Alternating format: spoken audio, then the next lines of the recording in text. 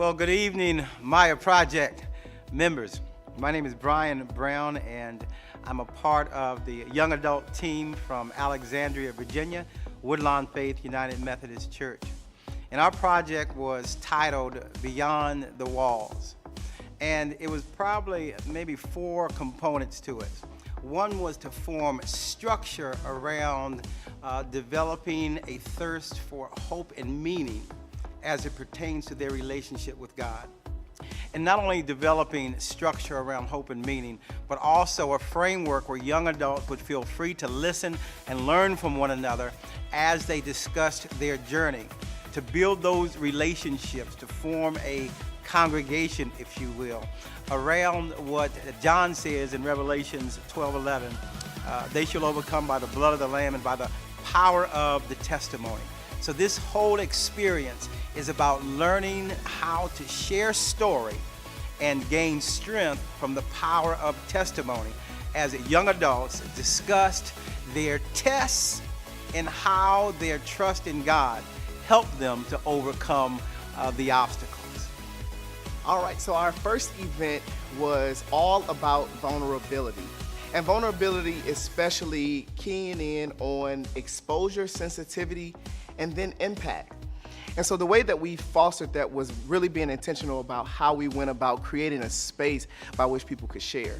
So number one, with exposure, exposing young adults to one another and the diversity that is seated within that. So a Division I athlete in college, or an emergency room physician, a educator, a seminary student, all young adults from different walks of life that exposes us to one another as diversity is related.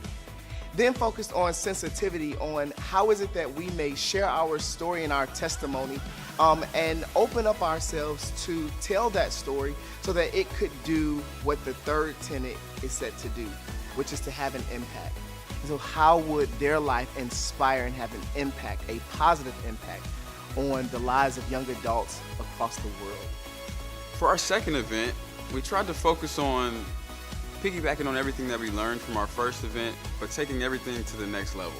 With our event, we brought a brand new list of speakers, we brought a band, performers, and a choir to actually ease the downtime when we were in between speakers and testimonies. And also, what we wanted to emphasize was going on a deeper, more personal level for all of our speakers, trying to bridge that gap and make sure that we, tested the waters on being a little bit more personal.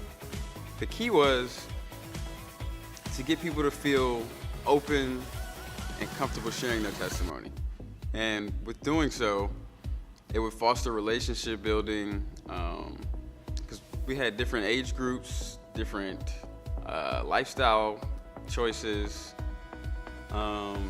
just all different types of experiences that people had kind of thrown into one medley, so that everyone would feel, even for future events, like, okay, if he was able to say this, if he was able to come out and do this, I could be able to share my testimony. May it be a little sacred to my heart, a little explicit, all the like. Because our goal at the end of the day was to empathize with one another, build relationships that may not necessarily be there on a daily basis when you're going through your everyday life.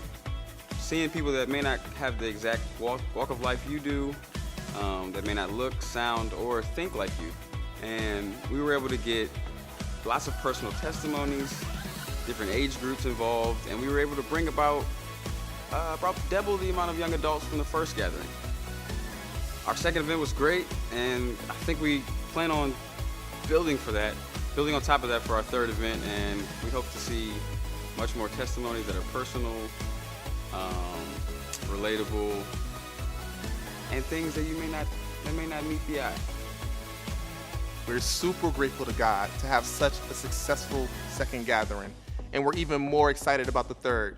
We're going to hear the story told through so many different areas. We have musicians, we have violinists, we have a comedian, we have DJs. I mean, we have spoken word artists.